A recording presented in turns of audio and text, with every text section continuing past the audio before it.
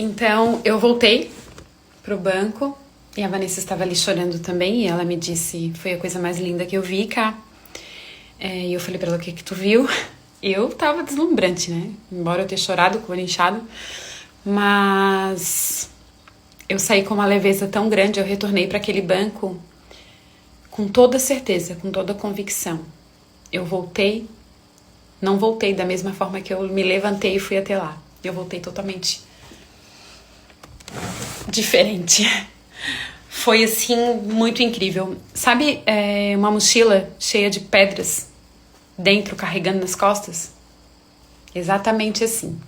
Eu senti que aquele peso todo saiu. Lembra da mochila, na época de escola? Cheia de livros didáticos dentro? Aqueles livros bem grossos. Então, eu tinha mania de carregar todos, né? Mas, então, a minha mochila muito pequena, magrinha, e com aquela mochila enorme carregando. Então, era assim que eu me sentia, sobrecarregada, exausta. Exausta fisicamente, psicologicamente, de todas as formas. Exaustão mesmo. E eu senti que aquilo tudo tinha ido embora, sabe, em segundos, assim. E a Vanessa me disse que foi a coisa mais linda que ela viu. E eu, obviamente, perguntei, o que que tu viu? Ela me disse, amiga, o teu rim fazia assim, tremia. Daí eu disse, eu amei aquela ilustração dela, né? Eu não vi, eu senti. Eu senti algo que me tomou de uma forma sobrenatural mesmo. Tem pessoas que não acreditam no sobrenatural, mas ele é real. O mundo espiritual é real. Respeito quem não acredita, né? As pessoas que são ateus, ateias, enfim. Eu respeito, mas eu não concordo e nunca vou poder concordar depois de uma experiência que eu tive dessa. Então, quando eu caí de barriga para baixo. E o pessoal da igreja, os membros e membras, colocaram um pano branco. E foi aonde evidenciou bem o meu rim fazendo assim, a Vanessa me disse. E eu sentia só calor, muito calor. E depois, mais pra frente, eu fui entender, porque eu queria entender o que tinha acontecido comigo. E eu entendi que era o fogo, né? O fogo do sobrenatural de Deus, o fogo do Espírito Santo de Deus. Então, tô tentando aqui me desviar dessa luz ali do corredor, mas se eu apagar ela vai ficar muito escuro. Posso chegar mais pro lado. Então, assim, eu vivenciei muitas coisas. E mesmo vivenciando uma experiência dessa, porque eu fui curada. Pra honra e glória do Senhor, eu fui curada. Toda honra e toda glória seja dada a Ele. Se eu não tivesse sido curada, eu não estaria aqui hoje. Então, eu sou um milagre vivo. Porque eu estaria morta, né? Por conta da doença nefrite. Eu não teria feito hemodiálise. E mesmo assim, no decorrer da minha caminhada, aconteceram muitas coisas na minha vida. Eu ainda questionava Deus. Como? Pois é, como? Até eu me questiono como. Depois de uma experiência sobrenatural dessa. E como que eu ainda questionei Deus, né? Eu questionei porque eu ainda tinha dúvidas se realmente Ele estava presente naquele lugar. Então eu continuei indo na igreja. Naquela mesma semana que eu recebi essa cura, eu levei a minha mãe, isso em 2007. Depois eu conto isso pra vocês em outro momento, não é hoje. Esse vídeo não teve esse intuito, né, de entrar nessa outra questão, nesse outro testemunho. Mas eu lembro que eu levei ela e eu queria que todo mundo experienciasse aquilo que eu vivi, né, que eu experimentei. Então eu continuei, dei continuidade à minha vida cristã. E um dia, eu lembro que eu tava indo de ônibus pra igreja e eu fiquei falando com Deus mentalmente. Eu disse, Pai, eu sempre chamei Deus de Pai. Então eu disse, Pai, se o Senhor estiver lá, o Senhor me mostra. Olha a minha audácia. Se o Senhor estiver lá, o Senhor me mostra. Porque depois de hoje eu não vou mais pra igreja. Muitas vezes eu saía da igreja e ia pra casa.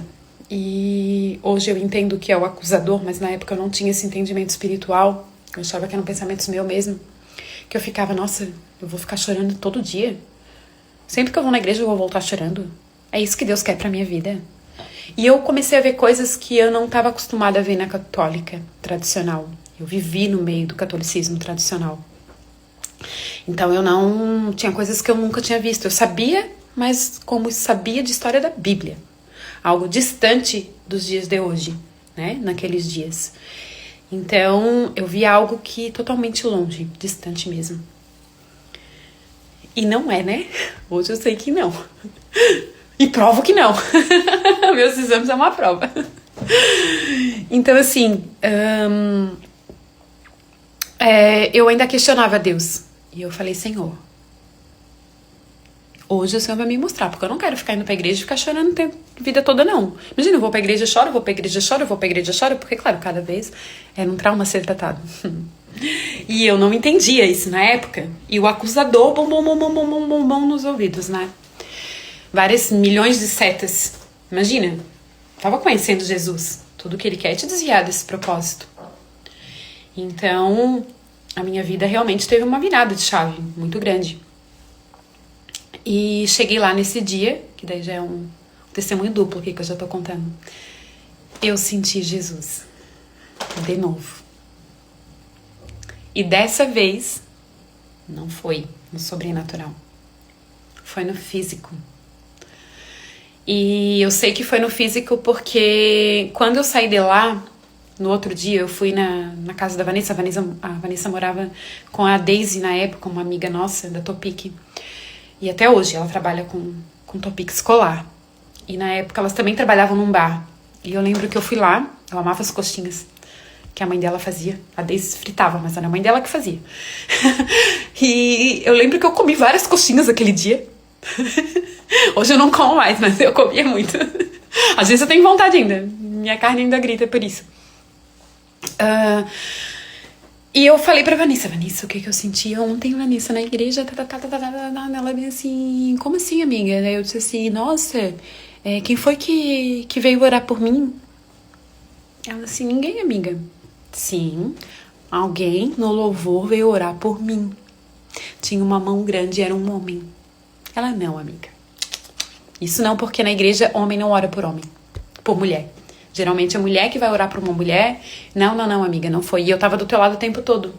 Falei, não, amiga, então tu não viu. Tu tava também adorando ao Senhor, mas tu não viu. Eu disse pra Vanessa. Eu falei, teve um momento que eu tava sentada ali. A gente estávamos sentadas no lado esquerdo da igreja, né? Presbiteriana ali, renovada, que eu já disse pra vocês. E nós estávamos no segundo banco. E o que aconteceu? Eu senti uma mão vindo do banco da frente, uma mão grande, por isso que eu digo que é de homem, tocando no meu rosto. Ele pegava a minha mão todinha no rosto. Todinha, assim. E foi bem no momento que eu estava chorando no louvor. E eu estava lembrando de muitas coisas da minha vida. E eu estava totalmente destruída emocionalmente. E a Vanessa estava do meu lado. E eu, de olhos fechados, eu chorei bastante. Muito, muito, muito. E nesse dia, eu falando com a Vanessa, nessa conversa, eu falei pra ela, não, tinha um homem orou por mim. Ela, não, amiga, ninguém orou por ti. Orou sim. Era uma mão que me deu muita paz por meio da oração. E aquela mão,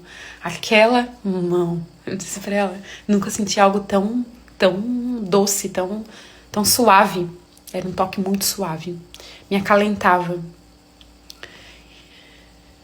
A Vanessa me garantiu que não teve ninguém. E naquele momento eu desabei e comecei a chorar. Eu falei, então foi a resposta que eu pedi pra ele quando eu tava indo no ônibus, indo pra igreja, caminho da igreja. Que eu disse que hoje seria o último dia que eu colocaria os pés na igreja. Se ele não estivesse lá, eu não iria mais. E eu queria que ele me mostrasse. E a Vanessa, meu Deus, que coisa linda, não sei o que, meu Deus, eu nunca senti isso, Vanessa, eu nunca esqueço. E não é porque eu sou especial, não.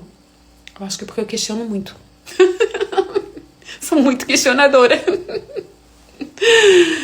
E a partir dali a minha vida foi mudando. Só que isso começou em 2007. Eu só fui me batizar em 2015. Então olha como o processo é diferente para cada um. Por mais que eu queria que todo mundo conhecesse o que eu tava conhecendo, o que eu tava vivendo, eu ainda protelei muitas coisas na minha vida. Inclusive tá testemunhando isso hoje, em 2026. O que aconteceu lá em 2007. Praticamente 20 anos depois. Mas é tudo no tempo de Deus. E aí a gente vai falar também sobre o tempo dele na nossa vida. E esse tempo É um tempo de preparação de cada um de nós. E tem uns que é muito rápido e tem outros que não. Tem pessoas que não entendem como que tu viveu tudo isso e tu se desviou. Eu vou falar isso pra vocês também.